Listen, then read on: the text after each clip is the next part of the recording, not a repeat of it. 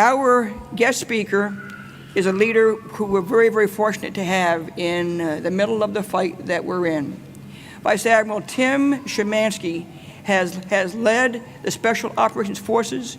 He's led Navy Special Operations Forces, but he's also led our Navy and our joint forces in thinking, acting, doing, and truly delivering for mission and for the nation and the globe.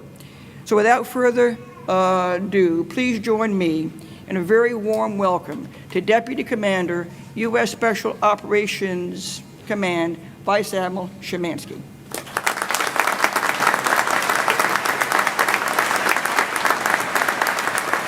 Thank you. Thank you. Don't let this stage prop fool you. Some of you might, and probably the computer science folks go, wow, he's a really hip dude.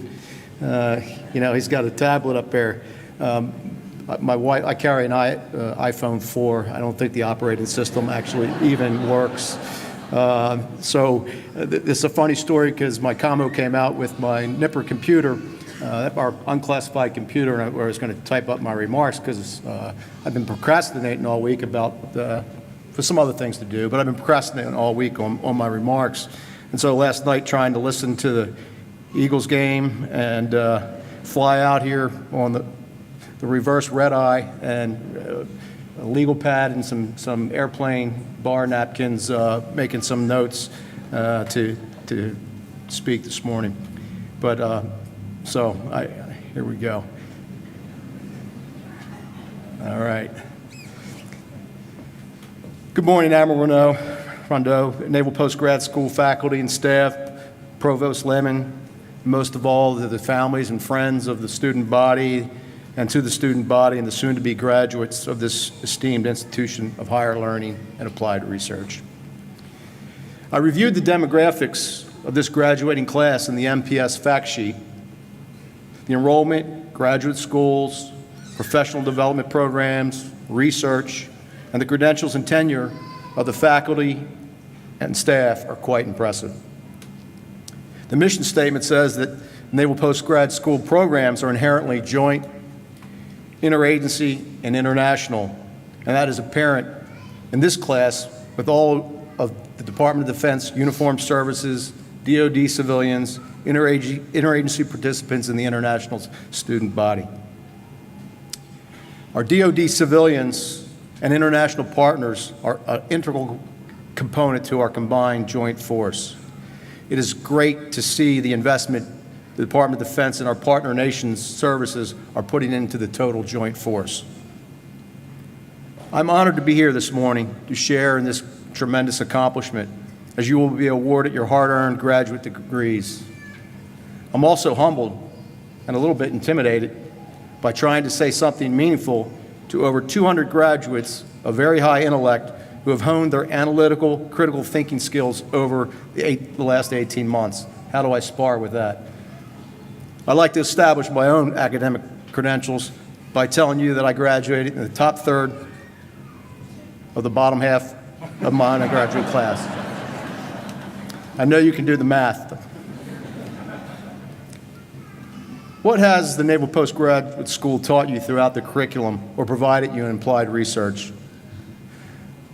I think this incredible faculty helped you develop the most important skill that will serve you best as you return to your services and parent organizations, and that is not what to think, but how to think.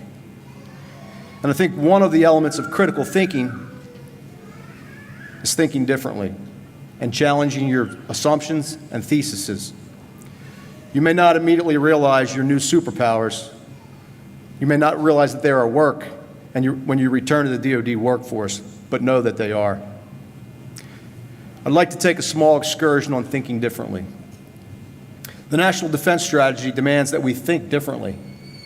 You have studied and discussed the National Defense Strategy here at the Postgrad School, as it had only been recently published at the beginning of your academic journey here. It's simply and concisely written, but deeply powerful in its charge. You are keenly aware of its 3 lines of efforts: lethality, partners and alliances, and reform. Albeit, Its power is in its characterization and description of the strategic environment. It describes the operational and informational environment, the pace of change in commercial and disruptive technologies, and the changing nature of warfare. It demands us to think differently about the challenges we will face today and tomorrow across the spectrum of cooperation, competition, and conflict. And although you don't need it because you are graduating, you will get extra credit if you use the word urgent or urgently when interacting with the Secretary of the Navy, the Honorable Richard Spencer. One of the key conclusions is that in facing these challenges, it will require us to think, compete, and fight transregionally and simultaneously in multi-domains and dimensions. While you have been working on your degrees and learning to think differently, the services have been analyzing and trying to think differently about this transregional, multi-domain, multi-dimensional challenge and have developed globally integrated operating concepts. You have probably been studying and following them here. The Navy has distributed maritime operations. The Marine Corps has expeditionary advanced-based operations. The Army has multi-domain operations. And I forget the exact terminology of the Air Force, but it's something like fight in and fight out. And SOCOM has the integrated global special operations. The names are not all that important, but the key common enabling element required for these concepts to be successful is the speed, accuracy, and clarity of processing data to decide. Those that are wedded to doctrine have termed it decision dominance. The previous CNO, Admiral Richardson, described it using Boyd's OODA loop, proposing that those who could orient and decide faster would prevail. Because humans decide and show judgment. The comparative advantage in all the service concepts is their people. Humans, our people, are our comparative advantage. However, human advantage can atrophy or decay, or competitors can catch up. If we don't evolve, adapt, and hone our people to intellectually and cognitively keep pace with the speed of technological change and the changing nature of warfare. So these service concepts are dependent on programs and methods to develop their people in thinking differently and accelerating learning in 21st century skills, knowledge, and competencies like space, cyber, information, influence, decision science, data analytics, algorithmic warfare, and so on. The Navy's approach is high-velocity learning and ready relevant learning. And here at Naval Postgrad School is where DoD has invested in its comparative advantage. It has invested in you. I was asked to talk about leadership, and I went long on the excursion of thinking differently, so I'll try to be brief and close thematically on thought leadership. You are thought leaders, and your organizations will directly and indirectly lean on you for that leadership. As the services are thinking differently about our national security challenges, there has also been some critical thinking applied on the traditional school of thought on leadership. In General Stan McChrystal's newest book, Leaders, Myth and Reality, General McChrystal's thesis is that leadership is a complex system of relationships between leaders and followers in a particular context that provides meaning to its members. If you ascribe to lifelong learning and refining thinking to a more complex understanding of leadership like General McChrystal has proposed, and I do, then we may have to provide some critical thought to its tenet of providing meaning to its members. To me, it's about two things. First, it's about making a difference to the relationships between leaders and followers, not necessarily a result or an outcome, but just a positive difference. And second, it's about inspiring others to make a difference. In closing, in the story of The Wizard of Oz, the Scarecrow is on a journey and a quest to acquire a brain. But in the end, the wizard awards him a diploma. So as you walk across the podium and receive your diploma, realize that this incredible institution, demanding curriculum, and fantastic faculty have further revealed what you have always had, critical thinking. You are thought leaders, and your organizations and people will rely on that leadership. Unleash your superpowers. for good. Make a difference in your organization, your team, and your relationships, and more importantly and more rewarding, inspire others to make a difference. I know we're streaming, and I forgot to recognize the families and friends out there virtually, but I know your friends and families are proud of you. The NPS faculty and staff are proud of you, and I am proud of you. Congratulations on this tremendous accomplishment. Thank you for your service, and thank you for your family's support and sacrifices along the way. God bless you. May God bless this institution and this great nation. Thank you.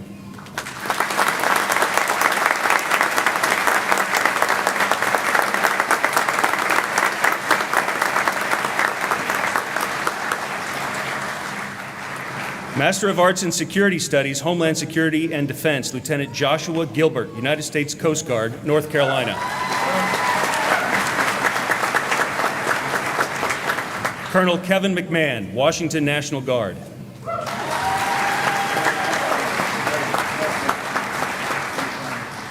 Ms. Svetlana Engert, Homeland Security Investigations, Washington, D.C.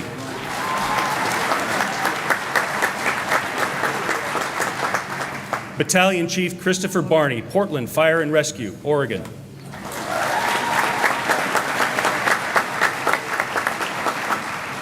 Dr. Timothy Borden, U.S. Customs and Border Protection, Illinois. Deputy Chief Martin Braun, Fire Department, City of New York.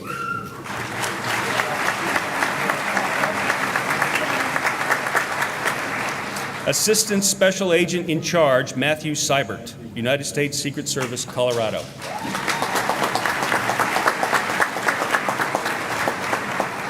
Mr. John Dragseth, Cybersecurity and Infrastructure Security Agency, Virginia.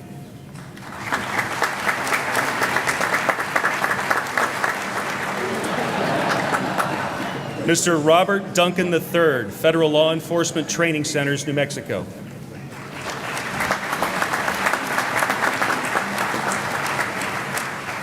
Mr. Ryan Ford, Philadelphia Office of Emergency Management.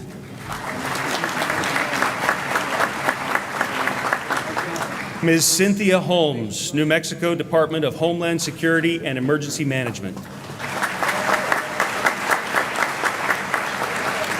Lieutenant Nicholas King, California Highway Patrol.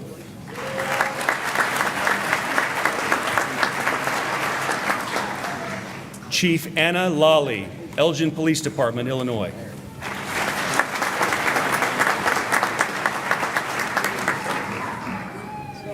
Patrol Deputy Harley Leonard, Williamson County Sheriff's Office, Tennessee, and Van Helsing.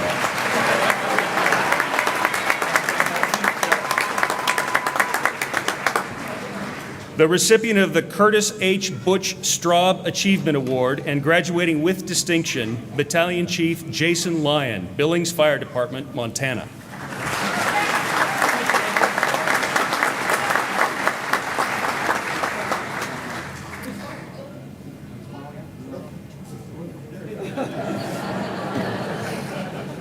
Ms. Caitlin Mason, North Carolina Regional Intelligence Center.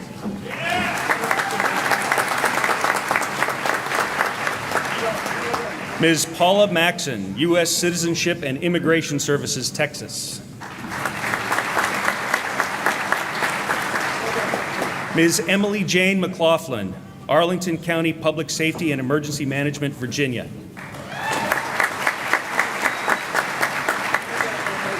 Graduating with an outstanding thesis, Assistant to the Special Agent in Charge, Dion Neely, United States Secret Service, Georgia.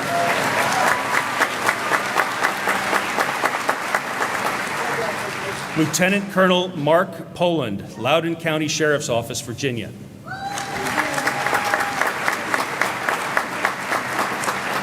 Mr. Matthew Porcher, City of Austin, Texas. Deputy Chief Kenneth Pravitz, Virginia Beach Fire Department.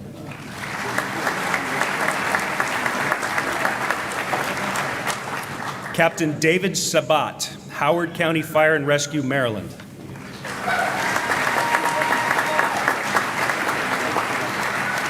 Mr. Octavio Sines, Texas Department of Transportation.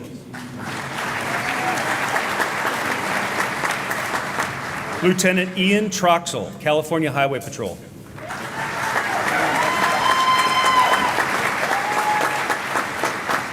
Mr. Zachary Ziegler, Transportation Security Administration, Maryland.